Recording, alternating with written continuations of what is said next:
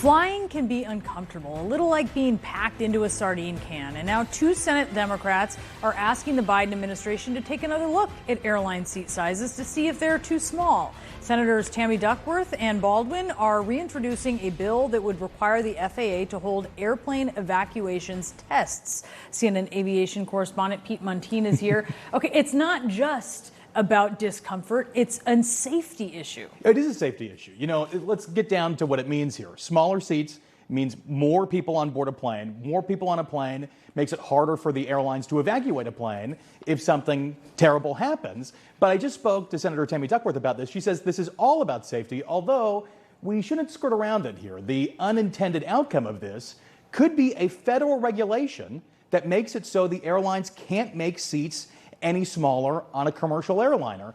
Let's just go back in history here, because back in the 1960s, the regular seat size, the pitch, which is the distance essentially between your seat, it's the legroom, and your knee, that was about 35 inches. Today, on average, it's about 31 inches, although people have gotten a lot bigger. According to the CDC, men have gotten taller by an inch. They've essentially gained, on average, 30 pounds.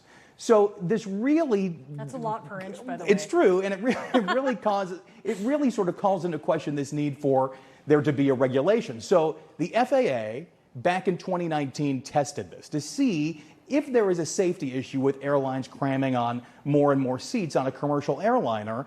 But this is the issue that Duckworth says. It just simply doesn't reflect the average population. In these tests, there was nobody younger than 18, nobody older than 60, no kids, no car seats, no carry-on bags even. Wow, can you imagine that? So, and the airlines kind of That's incentivize not for you to carry on. realistic at all. So this is what it comes down to. And the senators say that there should essentially be a redo of these tests to reflect real-world conditions here in 2023. This is what Senator Duckworth told me. It is very much long overdue. The standard that the FAA is using was set in the 1960s, and the fact of the matter is air travel has changed a lot since the 60s. There are a lot of folks on board, for example, with carry-on luggage, because many people can't check their luggage anymore because there's additional fees. The FAA doesn't do these tests where they include carry-on luggage.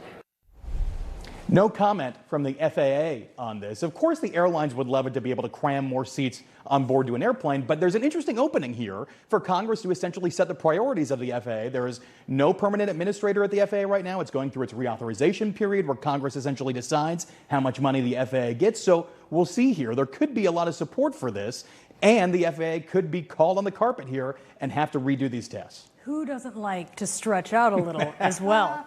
Pete Muntean. Anytime. Thank you.